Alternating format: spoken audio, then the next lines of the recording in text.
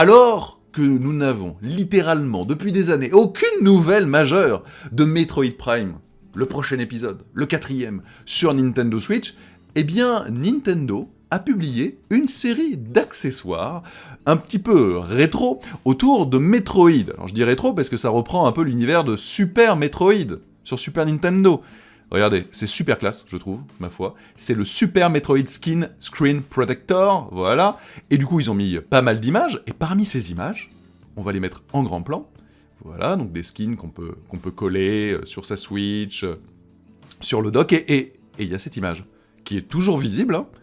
Alors, tout simplement, il s'agit de Metroid Samus Return. Le jeu, vous le savez, c'était un remake du titre qui était sorti en 1991 sur Game Boy et qui était donc arrivé sur 3DS en 2017. Sauf qu'il a jamais été annoncé sur Switch. Mais que la photo est toujours visible. Alors, qu'est-ce qu'il faut en déduire ? Que c'est juste pour illustrer comme ça, un petit peu ambiance rétro, que c'est pour nous teaser et nous chauffer un petit peu avant une annonce potentielle. Bref, le mystère est total, Nintendo n'a pas clarifié la situation, mais en attendant, forcément, ça fait jaser. Vous me direz dans les commentaires si vous avez envie de ce retour. On avait été habitué à de nombreux portages de jeux Wii U, des jeux 3DS, moins.